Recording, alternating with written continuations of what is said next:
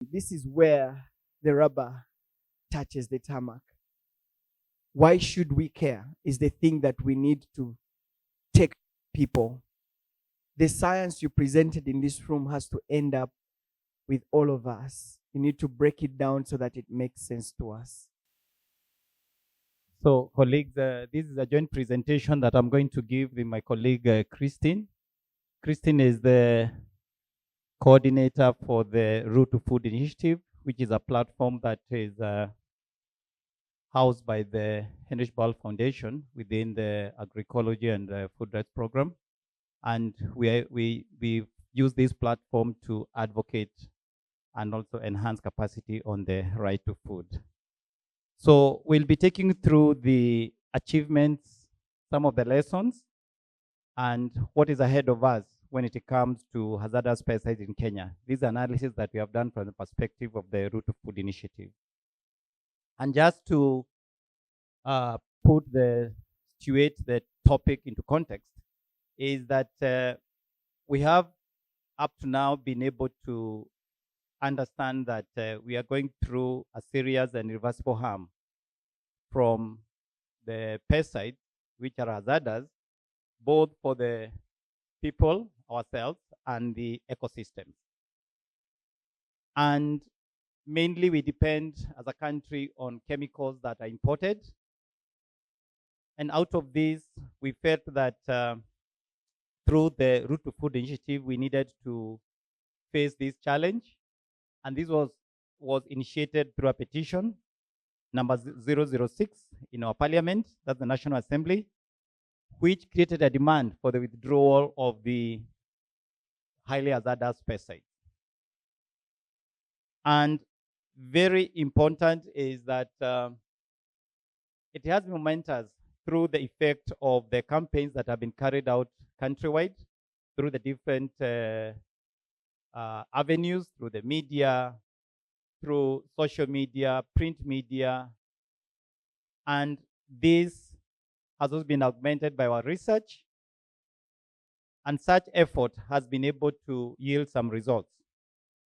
And we all understand and appreciate that it's key to reduce HHPs, as it were, and this is key for our food safety, the health of our farmers, and of course, protecting our biodiversity. I think we really need to insist that, and thanks Selke for bringing that connection that has been missing on the environment.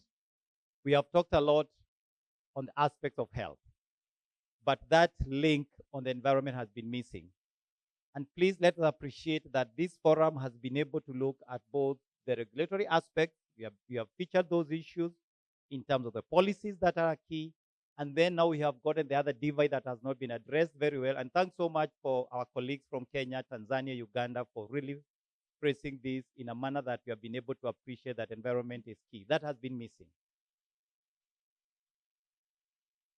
Very important to mention on some of the key achievements as early as 2019, when we had that kind of rigorous approach through the Root to Food and the civil society movement in this country, up to date, whereby we want to situate, as it were, that we talked earlier about the PCPB review that has been going on, whereby in 2023, there was the withdrawal of the 8 active ingredients.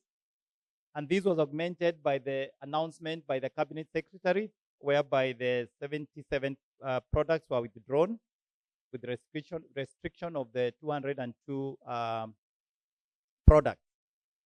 Of course, the Cabinet Secretary said that, and he also announced through his statement that 151 products are still under review. And of course, this is through PCPB. We do recognize and appreciate that this is the first nationwide withdrawal announcement by the Cabinet. And that creates a very big pronouncement nationally, regionally, of course, that Kenya is committed to take a path towards safe production of food.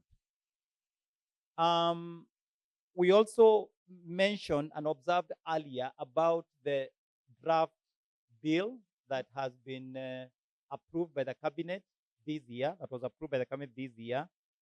that anticipates to modernize PCPB. And that also augments the national priority for food safety in this country, which we need to appreciate. The other aspect that has emerged, and we really need to appreciate, we are not praising ourselves as civil society, the Root Food Initiative, and other partners. I know Greenpeace is here. They have been the forefront, PERAM, and all other partners of that we have worked together with. We need to appreciate that there's a lot of knowledge that has been generated. A lot of knowledge has been generated, and this supports our alternative path towards changing from conventional to a practice that is safe in terms of food production for ourselves as consumers and the environment. And very important, and I know, Peram, I appreciate your guide that you developed on, of course, also on alternatives. And we also have the guide. I saw you're working with that guide. I don't know if you still have it.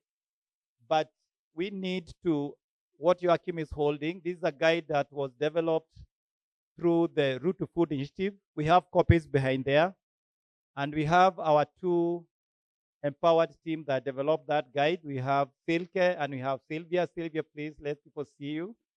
I know you have not talked today, you'll be talking tomorrow. Silke, you have encountered severally on this podium. So please, that guide is very key, and it speaks to the farmer. This guide has now been translated in Nyarwanda, in Rwanda. I wish to announce that. And we also want to do it in Swahili. So please, our farmers, you will be getting this document in a manner that you can be able to relate with it in a language that is nationally spoken. I want to stop there and invite my colleague, Christy. Harun has mentioned this farmer's guide, which is actually illustrated. But before that, is a toxic business, which is a collection of statistics on pesticides in Kenya, and also the pesticide atlas. All these are available on our website, roottofood.org. Perhaps what I can add is on the impact and change observed from all this work that we have done over the years. We know that there is great traction in the country in terms of policy development and especially looking at alternatives. We have a national agroecology strategy that was launched last year, which is also in collaboration with the Ministry of Agriculture and Livestock Development. And we have also seen several counties take up policy development, basically looking at how they can integrate agroecology in their agricultural practices. So Nakuru is actually launching, I think, this month. It's already developed. West Pokot launched just a few months ago. Kiambu and Makueni, has also Harun mentioned earlier. I should also mention Kajiado County, which is drafting a county agroecology regulation on HHPs, that is highly hazardous pesticides. And this is quite significant because it's going to be the first county level attempt at regulating the use of pesticides in a county. This has been led by one of our partners, the Consumer Grassroots Association, as well as a member of the Root to Food Alliance. We also see greater awareness and engagement that is among policymakers, farmers, and consumers. As Harun mentioned, the Cabinet Secretary announced a withdrawal of 77 pesticides, that is in June, and a restriction of 101 pesticides, and 200 are under review. Of course, there are questions about the implementation of this ban. For example, when you say you restrict pesticides, what does that mean in practice? Does it mean when the farmer goes to buy a pesticide at the agro dealer shop, they are required to show some maybe documentation? If, for example, one pesticide has been restricted to, let's say, greenhouse, right? It means if you're an open field farmer, you're not supposed to have access to that pesticide. So once you go to buy, what is the documentation that the seller should ask for to indicate that you're a farmer who qualifies for that pesticide? So this restriction as a regulatory tool is something that we have questions about in terms of its implementation. And we'll continue seeking questions and also basically talking to the ministry to continue having this conversation. There's also, as I mentioned, consumers. We see in social media, in public spaces, people are aware of the harms of pesticides. I mean, consumers. It's in our everyday conversation, as the prof at Maseno mentioned. People speak about pesticides using different languages, different phrases. And for consumers specifically, I see a challenge in terms of what now? What solutions do we have? Yes, there is this pesticide issue. It's in all our crops, but what can we do as consumers? And I think this, an example of this is when Egerton published a study, and we have the researchers from Egerton today who are going actually to be speaking after me. And they published this study on Nyandarua, and there was a public uproar about potatoes having pesticides. And you could see a lot of conversations from consumers. Yes, we are aware, but then what? So there's that question from consumers that we have not answered yet, and we hope that as we continue, we are also able to provide consumers the answers that they need. Again, so this has been possible through some of our media visibility and consumer advocacy, which has really increased because consumers are also aware, they know what's happening, and they have questions about what can they practically do at home, what can they practically do to avoid this issue. So some lessons from our experience here. We know that evidence and advocacy can truly unlock political action, as we have seen from the ministry and from policymakers at different levels, both in the national and county governments. We have also learned that multi-actor partnerships increase credibility and reach. This is not work we have done ourselves. We have done with plenty of partners, including people like the Kenya Organic Agriculture Network, including people like Biba, and Nairobi, Kenya is here, will be speaking tomorrow. So this is work that we have done in collaboration with many stakeholders, and we still invite people in the audience to continue collaborating with us, continue working with us. It's not a job that one single person can do. Then we see framing highly hazardous pesticide as a right to food issue, building public resonance. So right to food meaning that yes, we have a constitutional right to food, and this food needs to be safe, healthy, and sufficient. And so HHPs come here in terms of food safety. Once we frame the issue of pesticides as a violation of the right to safe food, then people understand better, and also we are able to mobilize the policymakers better. And as I mentioned, there are still persistent implementation gaps. Like I mentioned, the use of restriction as a regulatory tool. So there are still implementation gaps, plenty of them, but we invite you to work with us as we continue both holding the government accountable, creating awareness, and working to make sure that our food is safe. Thank you. I'm from the Kenya Parliamentary Human Rights Association, and I'm with two of my colleagues who are sitting back there, just so that you wave, Kato Wambur, and also Moses Mutungi sitting back there. My speaking is going to be on legislation on policy at the national and the county level, but that's where I will stop. I will say everything else and then stop there, okay? Because the persons who are asking me to speak in the afternoon, if you see someone who puts in a program in the afternoon, just know that they like you very much, because that's the time when not many people are attentive to what you're going to say. But I've listened to what has been said since morning, and just as a matter of recap, there are a couple of things I'd like to say. The DVC, when he was speaking, said that food security in Kenya is an agricultural issue. By the way, before I digress, for some strange reason, by some coincidence, you know, PCBB today arrested some people in Embu County with highly hazardous pesticides worth 600,000 shillings. Maybe it's as a response of of this particular sitting here. So there's some work going on, So some people were arrested today for having illicit, highly hazardous pesticides. So that's good. Speak up. Government listens. So the deficit said that there's a couple of fish species that are going extinct because of chemicals where he grew up in pan paper. So there's some fish species that was since disappearing, and attendant biodiversity loss. And then I think he did request that this workshop should translate into research, policy, practices, and enforcement. So I was listening. So that was his call. That you see, let's not just come here, talk for 2 days, and then at least let there be some policy, research, and practices and enforcement. I will speak slightly more about enforcement. That's the reason why I'm just saying stories. Because I told you where I will land is on what I'm supposed to speak about. The other speakers who did come here said a couple of things. That pesticides needs to be considered because of the environment and human health aspects. So we need to have practical solutions at the end of 2 days, and I hope that we can do.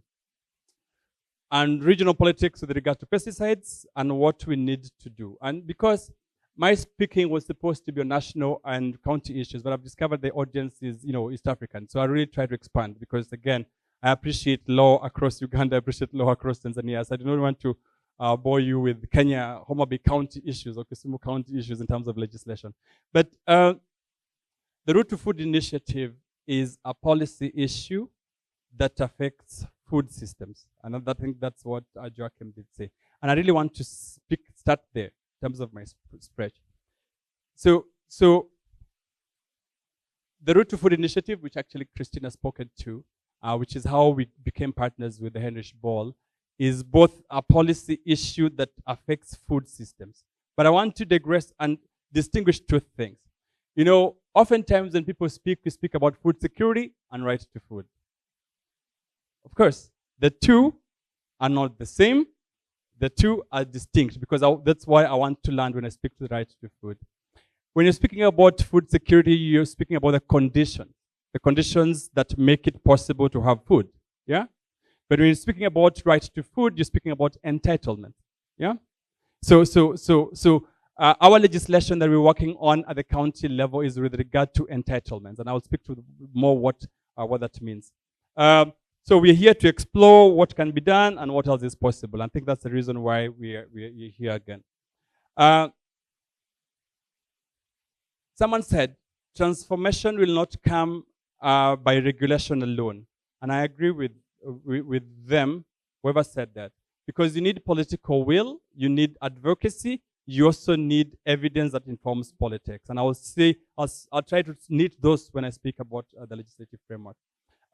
So what kind of food systems do people want? Science and policy influence each other, and cross-boundary engagement.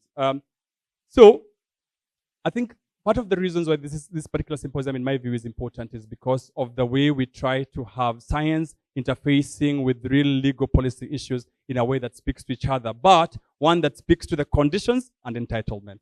Okay, I'm just trying to weave many things in this particular presentation. See, that is when you do not have a PowerPoint presentation. When you come to a serious symposium like this, everyone has a PowerPoint presentation, so you create your own PowerPoint by doing this kind of things.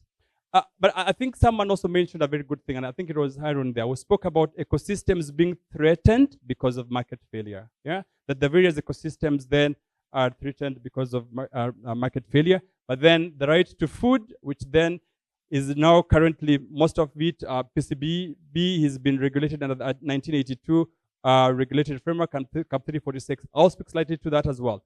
Now, I think it was Silke said there's fragmented mandate, weak enforcement, and supporting of our farmers. The fragmented mandate in terms of how, and part of the conversations I've had with Harun and JP at some point is because some of the enforcement needs to be done by the National Environment Management Authority, like NEMA, for example. Then you find that PCPB also has some regulatory framework. Then you find KEFIS, for example, also having a regulatory framework. So it's all over the place in a way that becomes a little bit confused. So farmers do not understand the challenges of HPPPs, harvest yield, fragmented research. So Uganda case, I think the person who spoke from Uganda spoke to the issue that the legislative and regulatory framework is not lacking. Okay, that's what he said. Oftentimes, maybe yes and no. Because, and I think the advocate back there spoke to it. How to realize the right to food, which is accessibility, affordability, availability, and quality, is a justiciability issue. The right needs to crystallize somewhere. You know, there needs to be someone who, for example, is held responsible for the right not crystallizing. Okay. So it is therefore possible, for example, to have legislation, but that legislation is omnibus. It is legislation that does not make the right crystallize. Okay, so yes, you can argue that there's legislation that's not lacking, but sometimes also you just need the duty to accord. You need the duty to land somewhere, and I'll explain what we do, how we do that in the legislative framework that we are working on. Why are we not enforcing a ban on HPV? I think that was Ferdinand's question, and it was a very interesting question. But that's a dangerous question to ask, because he asked, why are we not enforcing a ban on HHPs? It's both a political issue, a lack of political will issue, but also the conflict of development. The issues of double standards. When I was studying trade law at the university, someone said trade is war. So that you're wondering why they're not giving you similar treatment the way they're supposed to be giving similar treatment. It is war, boss. It is war. When I was in, the question that you always ask parliamentarians is, do these people, are they normal? Why are they just sitting there? Don't they think that these things are bad or harmful to the people? Yeah? They know, of course. Of course they know that this is harmful to the people. But that drives you to the question of why political will is important in terms of dealing issues like highly hazardous pesticides. In fact, I told Harun and JP at some point that to deal with highly hazardous pesticides, you really need political goodwill, and you need to make it a political issue. Science, technology, all this churning is good, but until you make it a political issue, make some noise, not in the manner of the Congolese, the Congo Brazzaville president, but make some noise. That's when government will have to. So I'm happy that the advocate there spoke to the fact that they've gone to court to enforce a couple of things. I have 7 minutes. So in those 7 minutes, I'd like to make this presentation. How did you get here? The World Food Summit in 1996 did speak to the right of everyone having access to safe, nutritious food, consistent with the right to food, and the fundamental right of everyone to be free from hunger. That is what Christine spoke to, and that was how she was trying to tie the highly hazardous pesticides to the right to food. So now, there's already a summit in 1996, so it's nothing new. Out of that summit, members of state parties pledged political goodwill, which is one of the things I've said, and that's what is lacking. They noted environmental degradation contributes to food security. You remember why I was telling you the story of the DVC? That you see, to the extent that there's environmental degradation, the fish that was a species that you knew when as a small boy is no longer in existence. So highly hazardous pesticides do degrade the environment in a way that takes away food security. So then highly hazardous pesticides also becomes a food security issue, because at some point they take away that which we are used to, and also trying to bring some to the fore that's not of good quality. Increased food production should happen within the framework of sustainable management of natural resources. So as a green politician, and this is always say, when I am not practicing writing legislative issues, we believe in green politics, and we say increased food production should happen within the framework of sustainable management of resources. So it cannot just be that you're going to produce food, whatever, without due regard to the sustainability of our resources. Now, it's a complex task, because this particular responsibility lies with the individual government. So governments have said they were going to make for a conducive environment, and they therefore concluded something called a plan of action with regard to this particular Rome Declaration in 1996. Now, to implement the plan of action, they said they were going to enact national laws. Now you understand my story. It's not just a story from wherever. I'm trying to knit this story. I'm trying to see politicians like talking stories. So they agreed they're going to enact national laws with regard to ensuring that those things that I've said are up there are okay. And they're also going to formulate strategies, policies, programs with conformity to all human rights and fundamental freedoms. Now, I have spoken to the last line that food security speaks to conditions. And those conditions is the entire gamut of all that you really need to do. Whereas the right to food is about entitlement. Those entitlements is that now what you can action in terms of justiciability. So you can actually have a framework that gives you conditions that give you food security. Like Kenya can have a lot of food. I mean, we have bumper harvests in Galana Kulal, we have bumper harvests in Kitale, or we could be having bumper harvests in the Rift Valley. But you'll find that parts of, for example, Turkana or Homa Bay, somewhere people still do not have food. Not because there's no food security in Kenya, but because there is systems or everything, the things that make the food available as an entitlement issue is then not available in those particular parts of the country. So Kenya, as a response to its declaration, of course, as part of the Rome Declaration, Kenya then enacted Article 42 and 43 of the Constitution of Kenya. Of course, Ugandans and Tanzania, this finds themselves in the African Charter on Human and People's Rights. This, of course, also finds itself in the International Covenant on Economic and Social Cultural Rights. So, of course, these rights in Kenya have already, some of them are drawn directly from that particular thing. So, these rights, right now in the Kenyan Constitution, are there as rights issues, and they're things that you can actually can make justiciable because they're entitlements. Because you can then say, my right to food has been violated because I do not have access, I do not have quality, I cannot afford, and they're not available in case I want to buy. But now FAO says that there's going to be 80% increase in food production in developing countries. So for us to reach 80% food production in developing countries, pesticides have been recognized in their role that they play in agriculture to help increase that food. I lay that emphasis because of what I'd like to say next. Even though pesticides, in fact, so I carried this quote of the rapporteur on food rights, and they said, pesticides can persist in the environment for decades and pose a global threat to the entire ecological system upon which food production depends. Excessive use and misuse of pesticides results in contamination of the surrounding soil, water resources, causing loss of biodiversity, destroying beneficial insect populations that act as natural enemies of pests, and reducing the nutritional value of food. Some of the scientists have spoken to these things in very big words. I was listening to those big words, pollutants, pollinators, this kind of English. I had it. So I think the rapporteur captured that in that particular thing. So use of pesticides should therefore comply with good agricultural practices. And what do they say? It has been agreed that the best way to engage with pesticides and everything else notwithstanding is a progressive ban on highly hazardous pesticides. That's what we need to do. If at all we are good human beings and caring for each other, not thinking that it's Neto's child who should have cancer and your child is not having cancer. The best we need to do is progressively ban highly hazardous pesticides. The second thing is to end their use.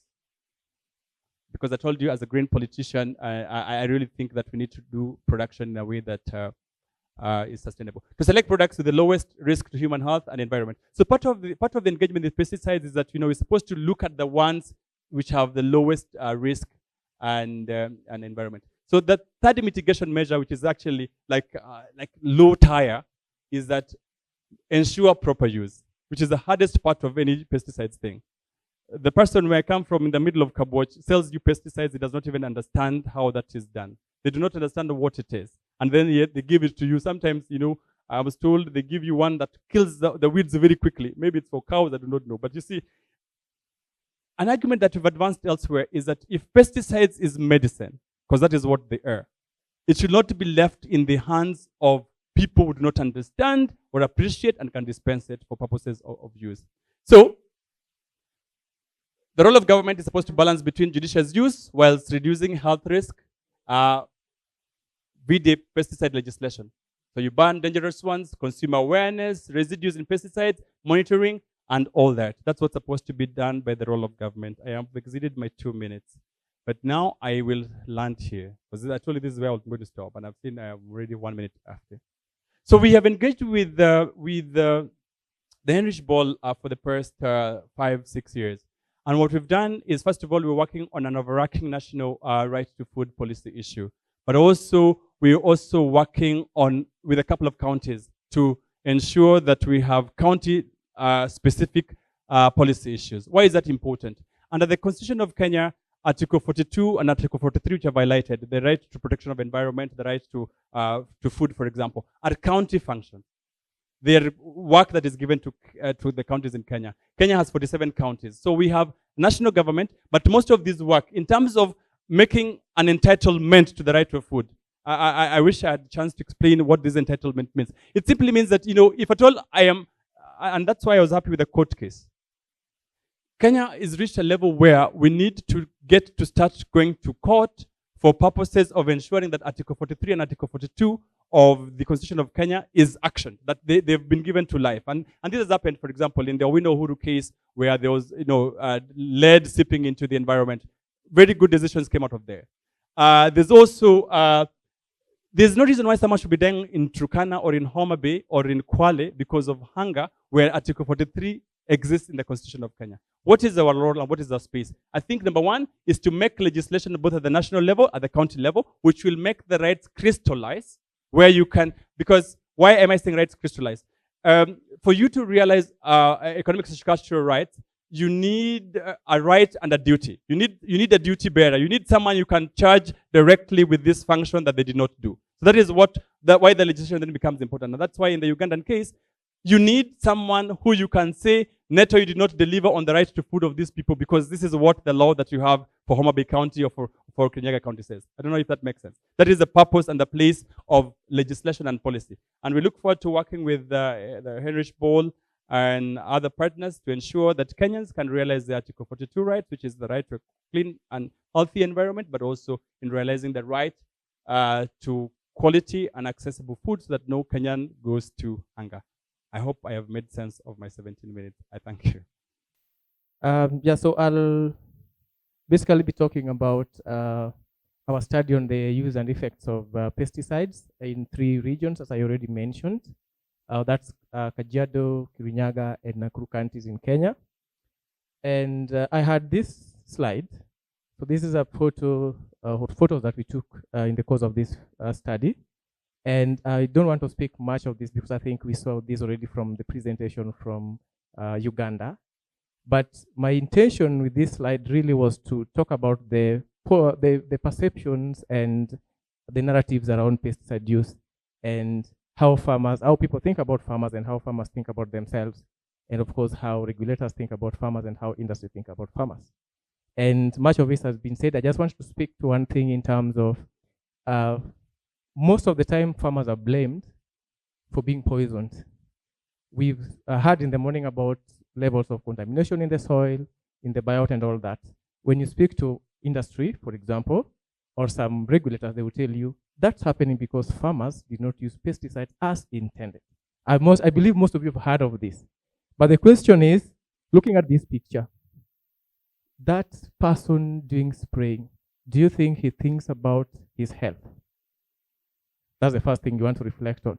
Even when you train this person, the question would be, do you think they would not be poisoned? I don't have an answer, but perhaps my presentation might give some insights into that. So allow me to move and start by talking about what we already know, and I will quickly pass through my slides. One thing that we had in the morning is that we are increasingly using pesticides, and that's a fact. And what that means is that the burden of use of those pesticides is also increasingly being felt by our farmers, by our environment, and by our communities that we already had in the morning. And beyond just the acute and intentional poisonings, you can see in terms of figures, we are talking about 385 million cases globally. So you're having those people getting poisoned every year. But then pesticides are also being used for suicide. And if you look at the global contribution of global cases of suicides, then pesticides contribute about 20%. That's like 150,000 lives every year being lost. But of course, we also heard of food safety issues, presentation in the morning. We've heard of environmental issues already in the morning. But what I wanted to stress is if you look at all these effects, we are talking about a small proportion of pesticides that are actually contributing to that, and that's what we've been talking about this morning, the highly hazardous pesticides. Of course, according to according to Food and FAO, in low and middle income countries, these pesticides, in terms of the actives, constitute between 6 to 10% of what is registered in any country. And so you can think about that. If we just acted on that small group of pesticides, how many lives can we save? How many of our farmers can we protect? And all that. So I spoke already on this slide in terms of the intention of our study, in terms of the objective. So I don't want to repeat that. I'll just move on to the next. In terms of the areas, we looked at 3 counties, as already said. And in all these 3 counties, we sampled farmers and farm workers from 105 villages. And so I will not move into the details, but just to say in Kajiado County, our interest was the Amboseli ecosystem, because we know there's a lot of commercial farming going on in that area. So we wanted to know what is being used and how potentially would that be impacting the Amboseli ecosystem. We also looked at Kirinyaga County. This is from the central part of the country. Of course, that area is known for horticultural farming, mostly for exports. So that was our intention there. And then we have Nakuru County. Our interest was the flower farms, because that area is, as someone already said in the morning, that area is known for, it's the flower basket for Kenya. So our interest was farmers. How are farmers getting poisoned or being affected by pesticides as they go about their work? In terms of our methodology, this study surveyed slightly over 1,500 farmers and farm workers. And we employed what we are calling community pesticide action monitoring approach. This is a type of action research where we involve farmers and leaders to actually monitor what's happening in their communities. So that's the approach that we used. And of course, this approach comes with a standard structured questionnaire, which we adapted to our local context. And in each place or in each region, we trained about 10 community leaders and farmers who led the data collection exercise. That is the duration of the study. And in terms of identification of highly hazardous pesticides, in terms of the methodology, we use the JMPM, that is Joint Meeting on Pesticide Management Criteria by WHO and FAO. I will not go into the details of that because of time, but you will see in terms of the analysis what that looks like. So in terms of our findings, so this was the distribution in terms of the demographics. What I want to highlight here, of course, is the question of education level. So this has come up in the morning in terms of, do we need to educate farmers? Do we need to create more awareness? Do we need to train them to reduce poisoning? So I wanted to point that as my key talking point, that in this study, we would say the literacy level was fairly high. And so I want you to have that at the back of your mind when we present the findings in terms of poisonings and in terms of the practices. In terms of the pesticides that we picked about 546 products. And in those products, there were conventional pesticides, which were the majority, 527. And we also had biopesticides that we were able to pick in our study. These were mostly being used in the flower farms. And then in those 527, we managed to pick 192 actives in those pesticides. And these graphics just show in terms of which ones were the most common products and which ones were the most common active ingredients. This would speak to farmers in the room in terms of the market names or the product names. And then for the scientists, you have the other graph in terms of the actives.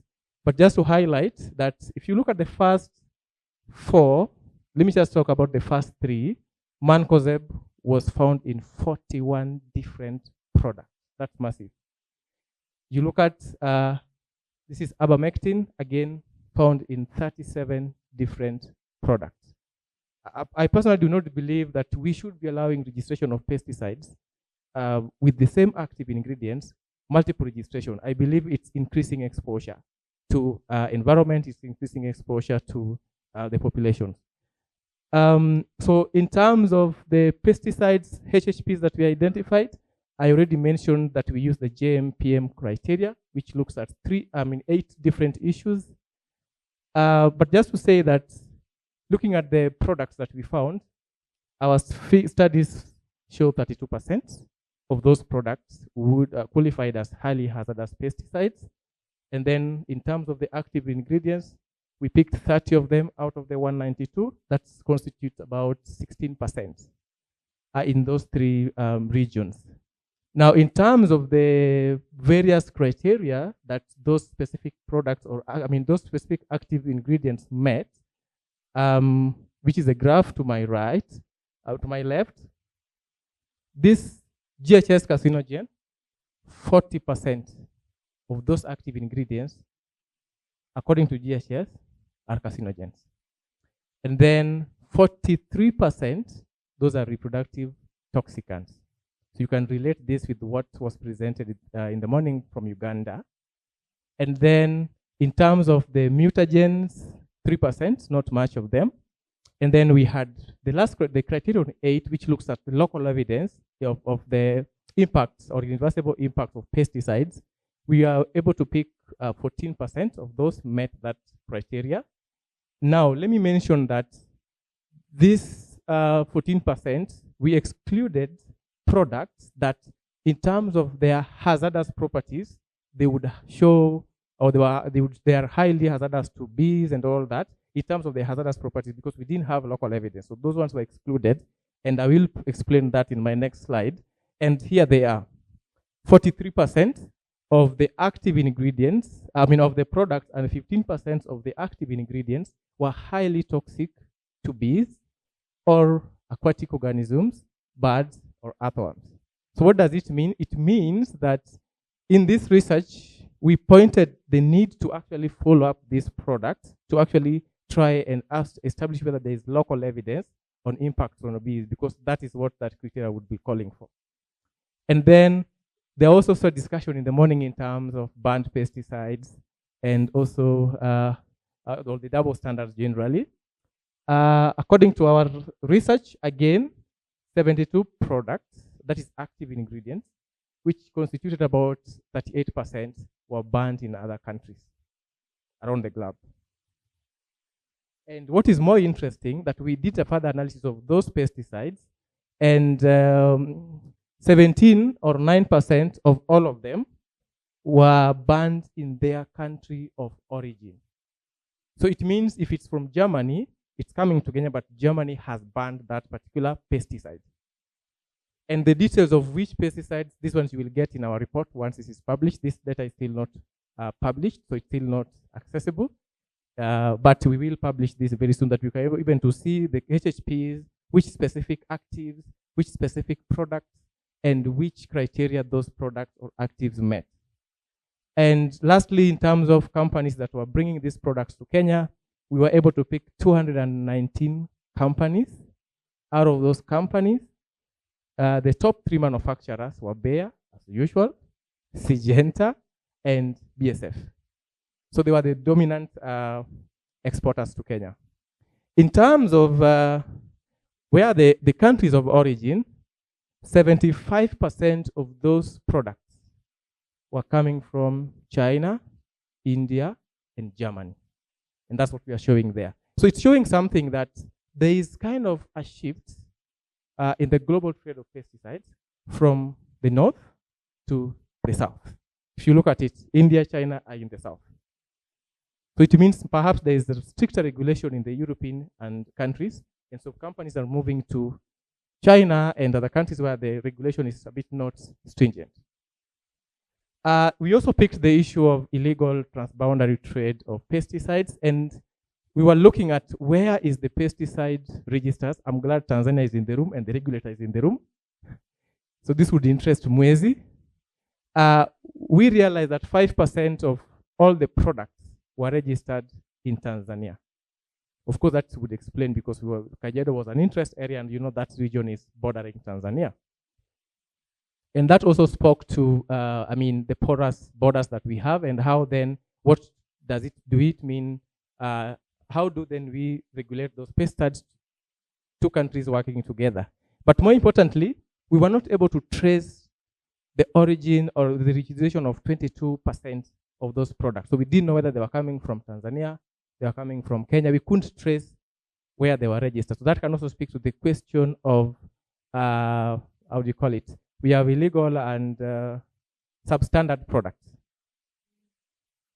Now, in terms of how farmers are using pesticides, generally our conclusion is with poor pesticide use practices. And this should interest any regulator who is thinking about registering a product. And normally, when they're doing risk assessment, they make certain assumptions that this pesticide would be used this way. And so this would be interesting for them. We generally found inadequate PPE use. This is normal. Most researchers have spoken to this in Kenya. 31% did not use any protection when they're using pesticides. You saw the picture I just showed when I was starting.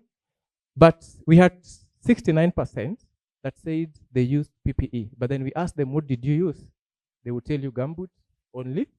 They would tell you apron only. So our general conclusion is that even those who used PPEs did not use proper and complete PPE. And then in terms of disposal, it was all banning. They are banning pesticides containers. They are banning obsolete pesticides. And then what was also interesting, 39% did not have any training on pesticide use.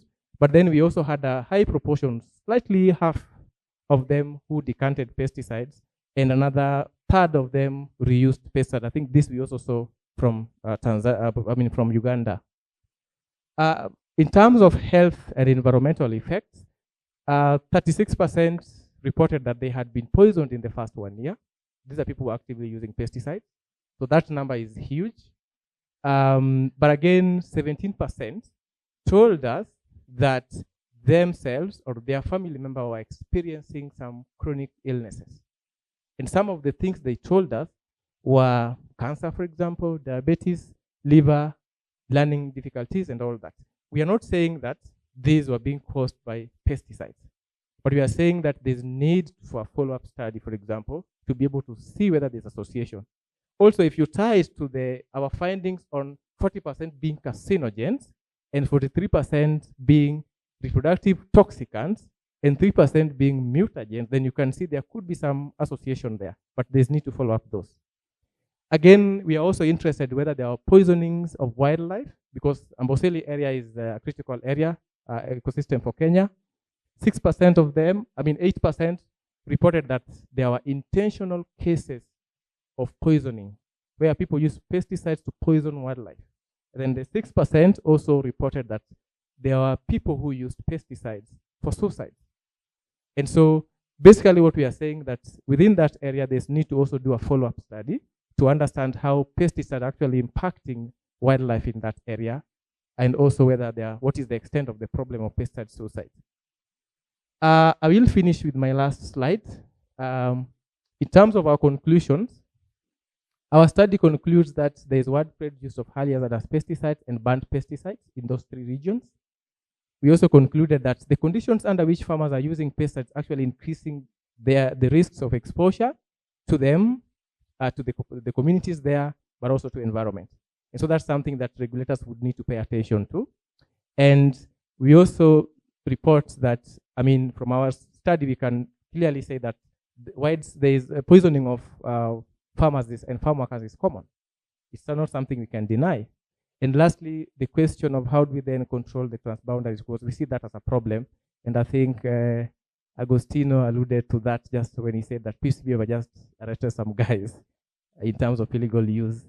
And then, so what do we recommend? We think it's very important, and this symposium is timely, that we need to intensify efforts to actually phase out highly hazardous pesticides in Kenya and, of course, across East Africa.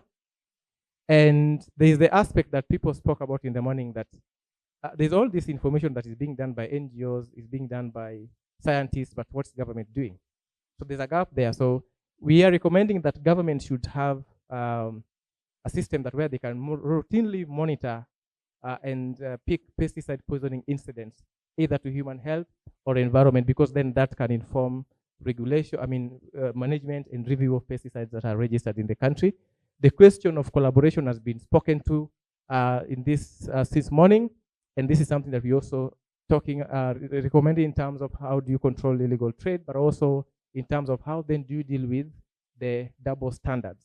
And we think it's important that there's strengthening of the North-South collaborations and also the South-South collaboration, because that's what we see.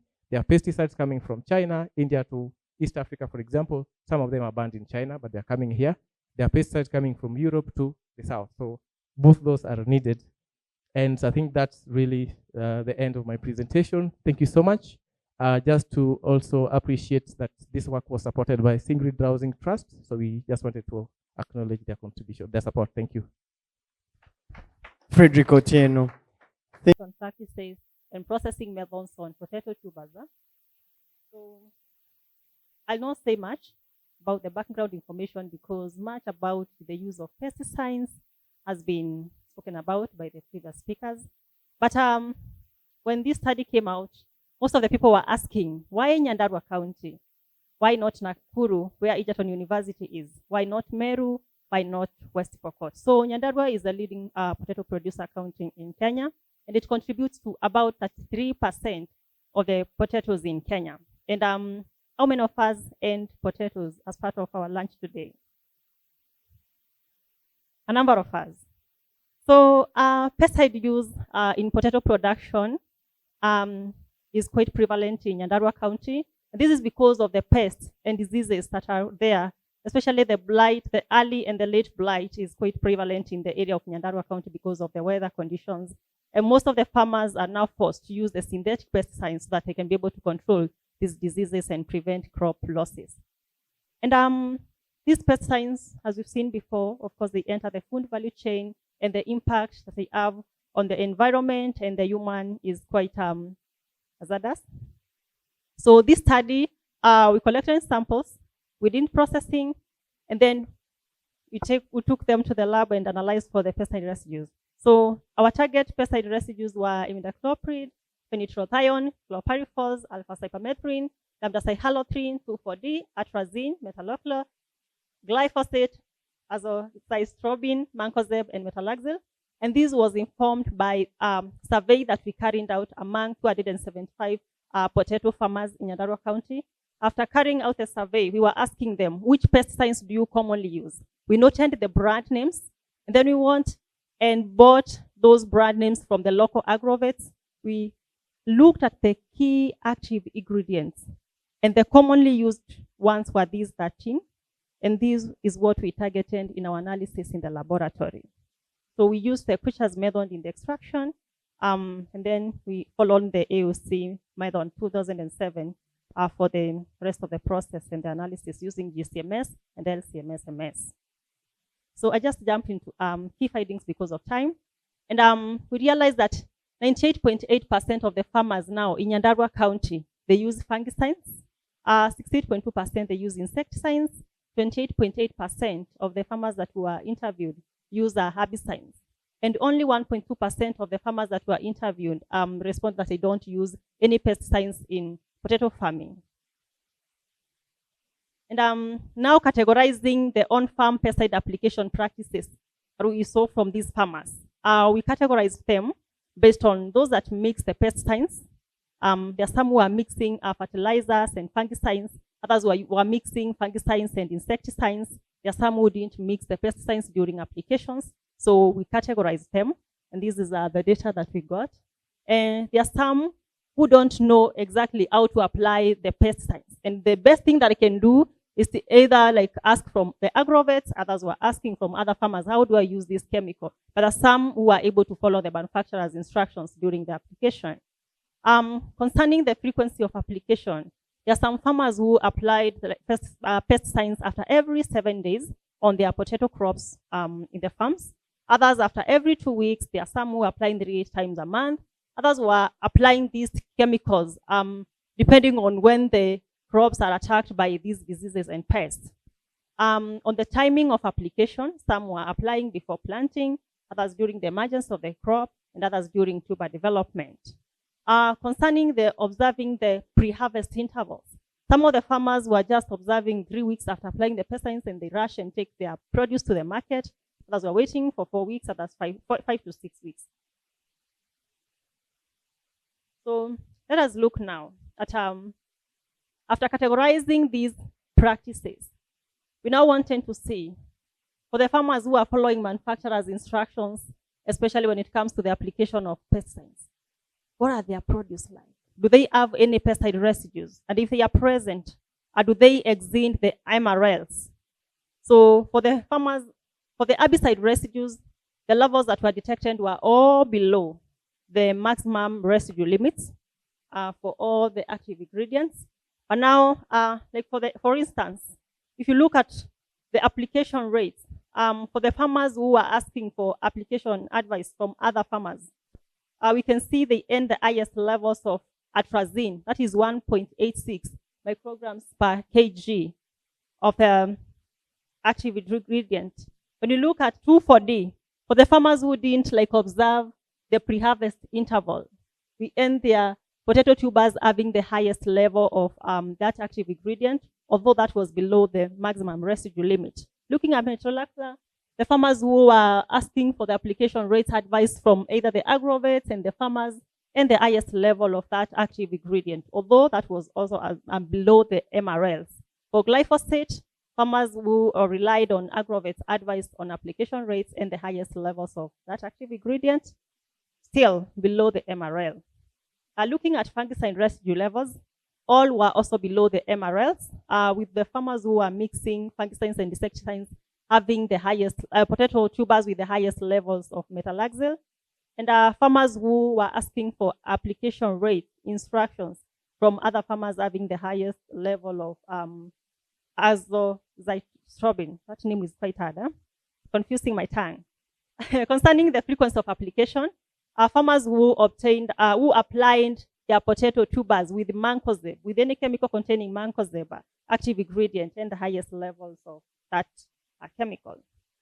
Now, this is where now the rubber beat the road, because we noted the use of phenyltrethione, which is a banned chemical in the EU, and also chlorpyrifos, whereby we end these active ingredients, their levels were exceeding the MRLs that are set by the codex, or rather also which are the standards that we adopt now in Kenya. Okay, I'm hearing some voices. So for chlorpyrifos and phenyltrethione, which are chemicals that are banned from use in the EU countries, their levels in our potato tubers from Nyandarua County were exceeding the MRLs. We also looked at the effect of common processing methods on the pesticide residues from these potatoes. So we just picked potatoes, we analyzed their levels, the levels of pesticide residues, and from there now we looked at how the processing methods were reducing those active ingredients. And we realized that frying was the most effective. At the same time, these chemicals that were above the MRLs, even after frying, even after everything, their levels were still beyond the MRLs. And this is what really brought about the uproar that we had a few months ago. So I'll invite Prof to continue from there. My major interest was on the findings of the study. Thank you.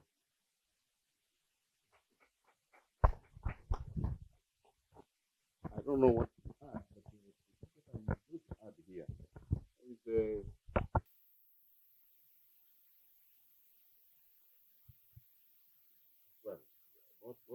Most of these have been alluded to by the other speakers. The conclusions in terms of on-farm pesticide application practices being poor, and then of course application as the need increases for more potatoes, there will be need for more pesticides to be used, and the common potato processing methods. You know, from the food science point of view, all these processing methods have an effect on the concentration of the carcide. And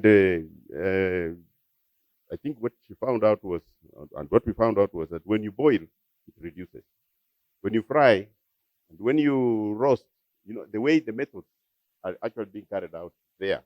And also, the way the 80% of consumers in Kenya, for example, these are actually the informal sector. They go to those particular methods that they know right from maybe with the time that they have known all along. So the implications here is the public health and safety. This one, of course, we have already talked about. elevated residues in potatoes, and hence the poisoning risk. The need for training and regulation. Processing may not really help because some of those molecules will still be there after all the kind of processing, and I call them cooking. Because cooking, anything you're using for cooking does not go beyond 100 degrees centigrade. And even if you burn a molecule beyond 100, how does it translate to? It could be even more dangerous. So that's now even beyond what we can be able to look at. Now, sorry, I'm going whatever. The only thing why, for example, we had issues with the politicians is after this particular publication, the governor of Nyandarua County came up and said, you have been paid to finish the business in Nyandarua. And of course, they never came to us. They went to Parliament so that they can be able to talk about it from the policy point of view. But you see, the Parliament took their time and they called us there. We went to Parliament.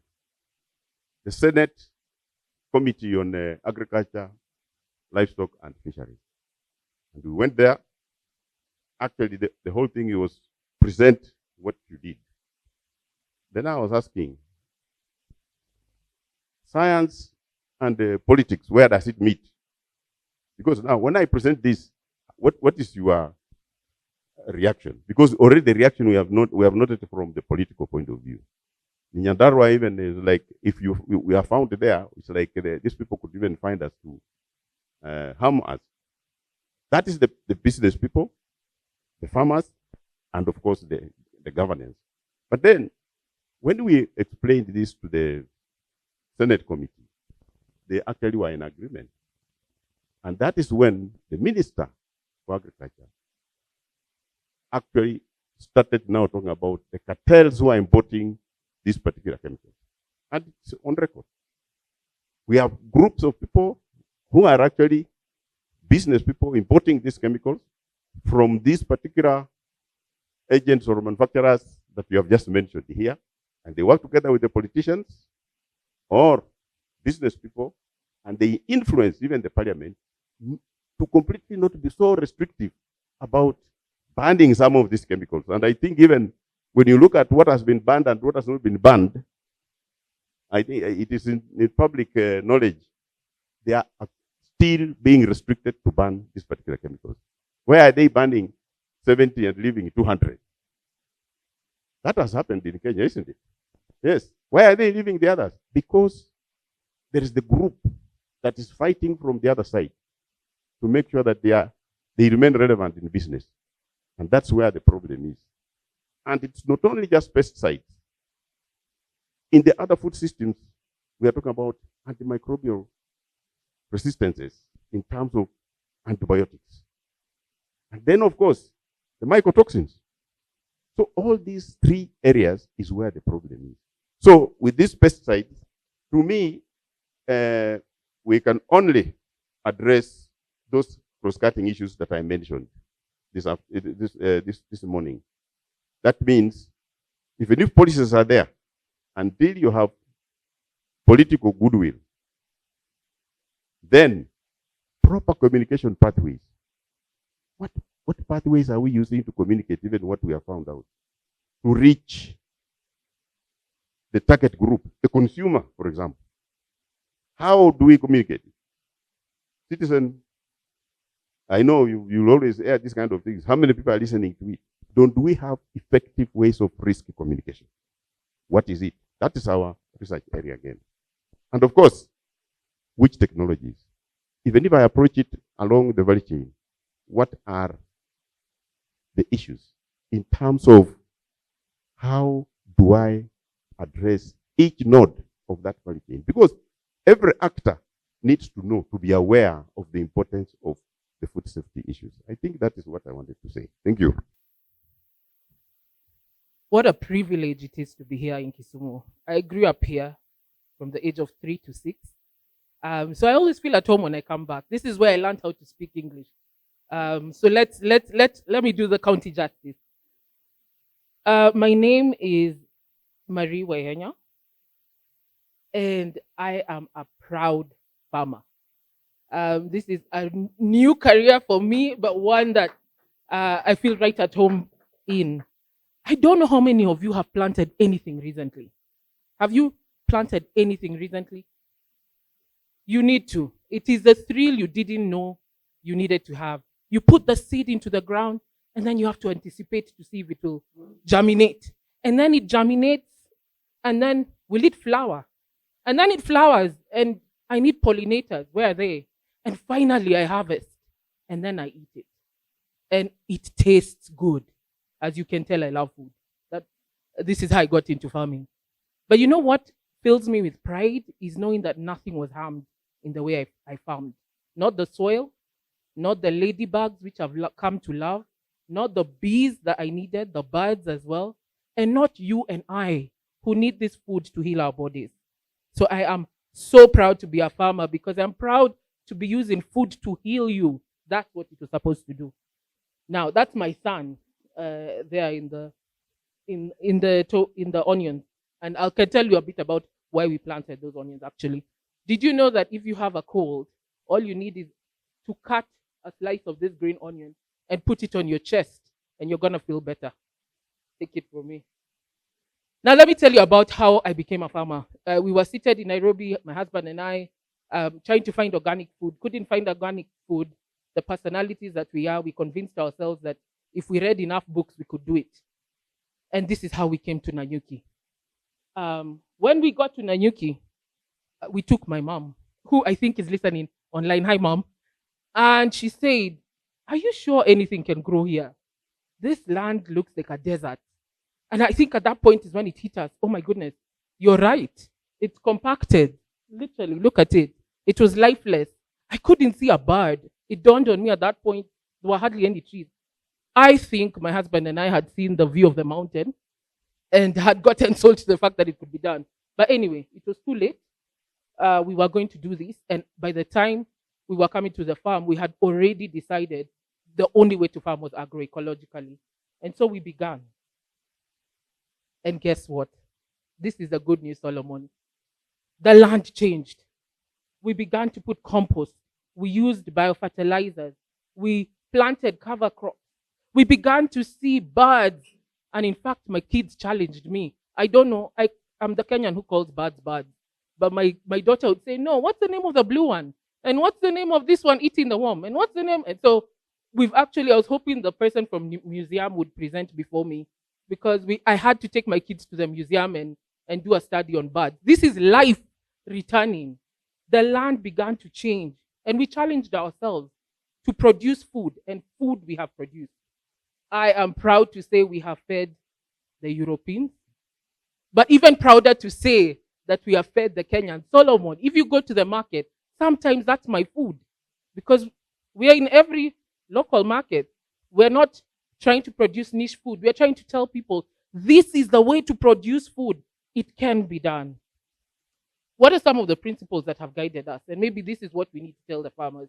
Maybe this is how to do it.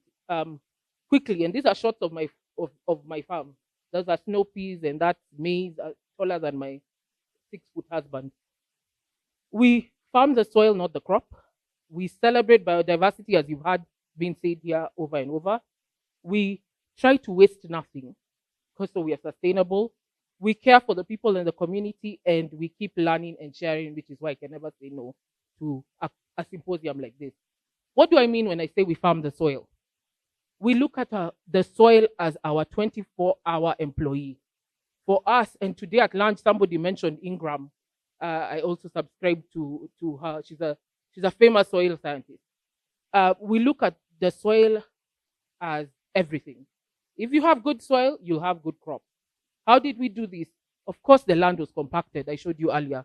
We had to deep till, but we said that would be the last time. So we protected ourselves by saying, this is the last time we till you. From this point on, it would be minimum tillage, if at all any. We started becoming masters of producing compost. Have you ever seen a more gorgeous pile of compost than that one there? And we feed ourselves with lots of compost. We covered empty spaces, sometimes using cartons from supermarkets, because that's carbon, as you can see there, to just not let our land stay bare. We really did support this soil. And what we realized is season after season, we needed to do less and less. We also built biodiversity. We needed the pollinators. There is no way you're going to export 30 tons of French beans without the pollinators. You can't go and like pick the flowers one by one. We needed the bees back. So we called them. That's my daughter Hadi, by the sunflowers, calling the pollinators, and how exciting it was for her to be bitten by a bee as proof that they are really back. We started to intercrop things that we hadn't heard of. Could kunde grow with watermelon? Yes, it could. It protected our watermelon from the fruit fly pretty well. So we didn't even need to look for pesticide options. We grew the grass, as you can see. We tried not to keep any soil bare. And with that, we got a lot of diversity. And with the more diversity we had, the less pests and diseases we have. This is how it works. Also, what do I mean by closing the loop? We try to waste nothing. See, people make out farming to be more expensive than it should. I've never bought a bag of fertilizer. I don't even know how much it costs.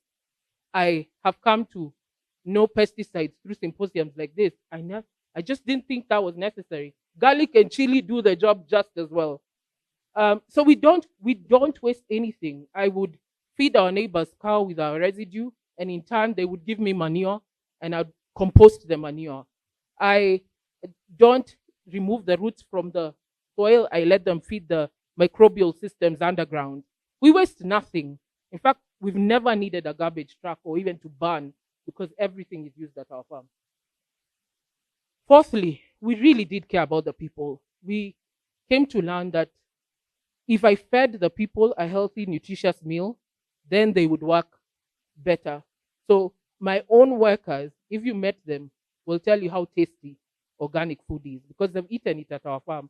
And we continue to hold this as a practice. You work for us, you get a meal from us. They planted sweet potatoes because they wanted to have sweet potatoes. They taught me a lot as well because when you care for the people, they teach you as well. And that's a missing loop here. A lot of the information is known by farmers. A lot of the traditional practices have been so useful for us as a farm. So keep the conversations going. We also promised them that they would never spray anything harmful on our farm. Yes, we bought them PPEs just to feel cool. But in this photo, this is Tom spraying most likely garlic chili because that's one of the ones that never miss out. We promised that we would listen to them and look for good tools that would improve efficiency and improve work. If we were going to be putting manure, it meant we would have more weeds. So we needed to think through how to help the work be easier. So we got tools like the ones you're seeing that were less stressful on their backs and made weeding easier. We also look at weeds as food. So we ferment them to feed the crops and also to compost. The last principle that we have lived by is to continually learn and share. We believe these are regenerative acts. We believe rooms filled with people like this are so useful. Solomon, you are forever changed. You will never eat the way you've eaten before. And that's because somebody has chosen to share what they've learned. So this is a principle we live by, and it has almost kicked us out of our 60-acre farm into 1,000 acres right now. Because what has begun to happen is that people began to ask, how can you farm commercially? And you're really not using pesticides? You're really not using fertilizers? So we said yes to the call. We are currently working with farms that are 7 to 10 years old. We have found 7 is the mark that the soil gives in. Life disappears. The farms have what they are calling super diseases, the soil-borne issues that nothing, not even the mancozeb can deal with. So we told them, I think we can help you. And to help, we have helped. The photo on the screen on the left is basil that a farm I work in grows. This basil block was being closed down. The farmer had gotten tired of physically moving greenhouses season after season. And I say to her, I think you need to change the way you're farming. Give me a chance. In 3 short months, fusarium wilt that was making her close the greenhouse is now healthy basil destined for a market. Unfortunately, somewhere in Europe. But we will work on providing it for Kenya soon. Agroecology works, guys. This is the only way to farm. I can't believe that this is not what is taught in school. I can't believe that this isn't the message we are hearing day after day after day. It really does work. Agroecology doesn't mean less profit. In fact, if anything, I've always matched the yield. If they say you should get 5 tons of French beans an acre, I've gotten 5 or even 6 tons. So the propaganda is not true. This method of farming works. This is, I think, one of the last images I took of our farm. You can tell by the different shades of green that we believe in biodiversity even as we plant. So we are going to have different rows of different things. What is my message today? Whether it's half an acre or it's hundreds, the principles are the same. Agroecology has nothing to do with acreage. It's about farming with intention, responsibility, and heart. It really is the only way to grow nutrient-dense food that will heal us and not deplete us or rob the world. Thank you.